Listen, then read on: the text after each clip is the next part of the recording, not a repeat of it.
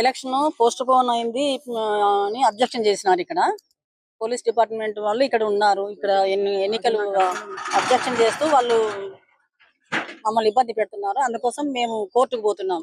ఇది కారణం వాళ్ళు చెప్పడం లేదు. ఎలక్షన్ పోస్ట్ పోన్ అయిందని చెప్తున్నారు సిఏ గారు, అంతవరకేను. దానికి సమాధానం చెప్పమంటే వాళ్ళు ఏం చెప్పడం లేదు. అందుకోసం నేను కూడా కోర్టుకు పోతున్నాను. ఇప్పుడు పోయి కోర్టుకు వేస్తాను. అవును, అలో చేయడం లేదు. ఉన్నారు, అధికారులు ఉన్నారు. మేము అడిగినాము, వాళ్ళ సమాధానం ఒకటేనమాట. ఏమో అదే పోస్ట్ పోన్ అయింది అని చెప్తున్నాడు సిఐ. అంతవరకు ఏం చెప్పడం లేదు. ఏమని ఆయన ఏం చెప్పలేదు.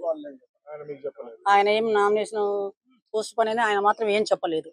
ఇదంతా బయటనే జరుగుతూ ఉంది. ఆయన సిఐ గారు అందుకే నేను కూడా ఇప్పుడు పోయి కోర్టుకి ఇస్తాను. ఈరోజు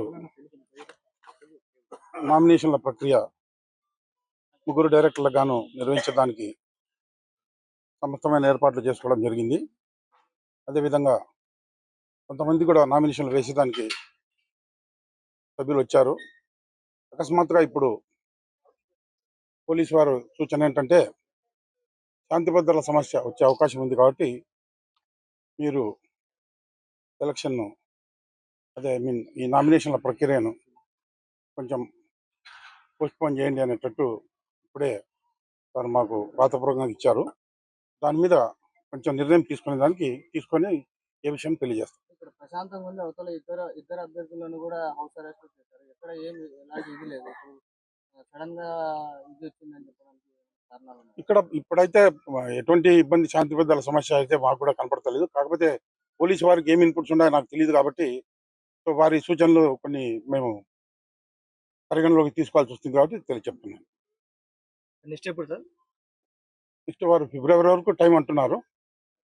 మేము కూడా దాని మీద ఫర్దర్ ఏంటి న్యాయబద్ధంగా మనం ఏం చేయగలము అనేది చూసుకొని మా బోర్డు పరిస్థితి ఎట్లా ఉంటుంది. ఎందుకంటే ఇది నేను ఒక్కడే నిర్ణయించే విషయం కాదు ఇది. ఎందుకంటే ఎన్నికలు జరపడం అనేది బోర్డు యొక్క బాధ్యత. ఎన్నికలకు సజావుగా నిర్వహించాలి, దానికి కావాల్సిన ఏర్పాటు చేయడం వరకు ఎండి బాధ్యత.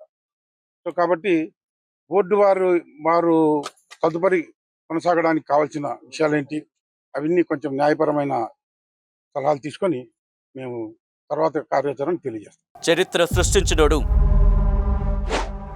ఇప్పుడు ఆ చరిత్రని తిరగరాయబోతున్నాడు. అబద్ధాల గోడల్ని బద్దలు కొట్టి నిజాలను రాగా మీ ముందుంచబోతున్నాడు. నిజమైన వార్తల కోసం వెంటనే డౌన్లోడ్ చేసుకోండి రా యాప్ని.